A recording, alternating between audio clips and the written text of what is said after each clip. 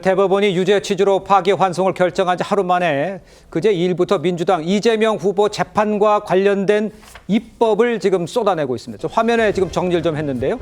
대통령 당선대행 진행 중인 재판 절차를 중단하는 형사소송법 개정안, 또 공직선거법상 허위사실 공표죄 중에 행위를 표현을 제한하는 이 공직선거법 개정안, 또 대법관의 3분의 1, 지금 언급을 해주셨습니다. 대법관의 3분의 1 이상을 판검사가 아닌 사람으로 임명하는 법원 조직법 개정안 등을 발의를 했습니다.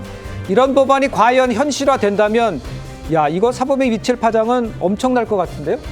일단 형사소송법 개정안은요. 저는 오히려 이재명 대표가 머쓱해지지 않을까 생각을 합니다. 이재명 대표가 언론에 출연을 해서 헌법 84조 해석에 대해서 스스로 밝힌 부분이 있거든요. 본인이 대통령이 된다면 지금 진행 중인 재판들이 새로운 사건이 아니라 지금 진행 중인 것들이 모두 중지된다는 것이 법조계의 다수설이다라고 이야기를 했습니다. 근데 그런 다수설이 없다라는 것을 민주당이 오히려 밝혀주고 있는 거예요.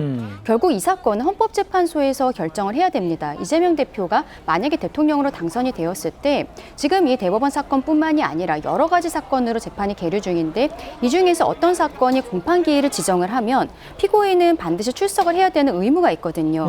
그럼 그때 이재명 대표 입장에서는 아니 대통령인데 나의 대통령으로서 권한이 제한된다라고 하면서 권한쟁의 심판 청구나 혹은 헌법소원 같은 것을 하게 됩니다.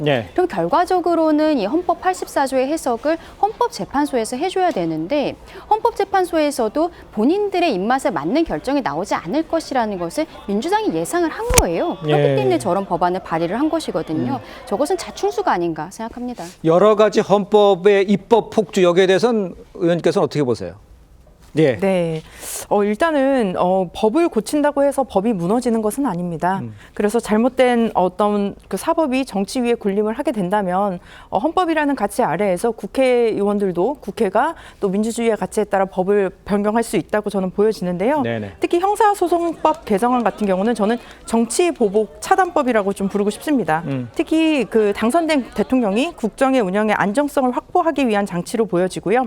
공직선거법 개정안 같은 경우는 이것은 표현의 자유라는 측면에서 굉장히 좀 중요하게 생각이 되는데 특히 정치의 생명인 토론과 비판이라는 것이죠. 그 비판을 위축시키는 독소조항으로 이미 선진국에서도 많이 이런 허위 사실 유포라든지 이런 부분들은 지금 시행되지 않고 있습니다. 마지막으로 법원조직법 개정안 같은 경우는 폐쇄적인 법복 구조의 해체법이라고 볼 수 있는데요. 특히 대법원의 인선 같은 경우를 좀 개방을 함으로써 다양성을 확보하기 위한 좀 혁신적인 방안이라고 보여지는데 이미 선진국들에서도 많이 실행을 하고 있고 사법의 다원주의라는 측면에서 저는 필요한 법안이라고 보여집니다. 그러면 그 바꾼 법, 예를 들어서 재판 중인 것도 멈춰야 된다는 건 만약에 이재명 대표가 대통령에 당선이 된다면 본인도 해당된다, 그렇게 말씀하시는 건가요, 지금? 일단 지금 되어 있는 이 법안 자체는 당선된 대통령은 정권을 안정적으로 구성할 수 있도록 보호하겠다는 법안이고요.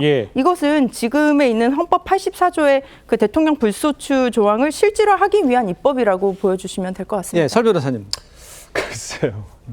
누군가 그러니까 아주 명확한 우리가 사자성어 위인설법이라는 거에 아주 대표적인 케이스가 되지 않을까 싶습니다. 그러니까 참 민주당으로서 참 난감할 것 같아요. 그러니까 아마 이제 대선 토론회가 열리면 그러지 않겠습니까? 이재명 후보 만약에 대통령이 되시면 1호 법안을 뭐로 하시겠습니까? 제가 받고 있는 재판을 중지할 수 있는 법안을 1호 법안으로 하겠습니다. 이게 1호 법안으로 할 만한 사안인가요? 아니 그러면 아까 정 의원님도 얘기하셨지만 사법이 정치 권력에 있어서 안 된다라고 지금 계속 얘기를 하시는데요. 어저께 김민석 의원이 그렇게 지키겠다고 말씀하신 노무현 대통령이 노무현 대통령 재직 때 그런 말씀하셨어요. 정치가 어떻게 사법 위에 있으려고 하느냐? 정치란 영역이 그러면 성역이냐? 모든 것은 법을 지켜야 한다라고 노무현 대통령께서 얘기를 하셨어요.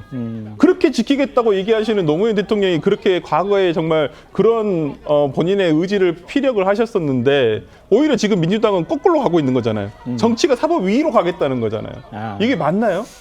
그러니까 소크라테스도 얘기했어요. 악법도 법이에요.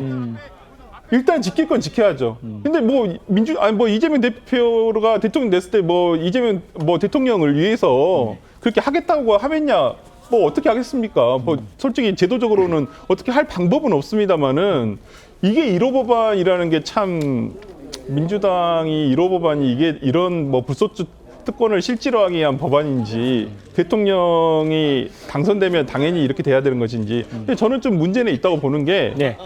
헌법 68조 2항에 우리가 보궐 사유에 보면요. 예. 재판이라는 단어가 있습니다. 재판으로 인해서 직을 상실할 때는 보궐선거를 하게끔 돼 있어요. 예. 그러면 이제는 내란 외환죄를 제외한 모든 재판은 안 된다는 것인가요?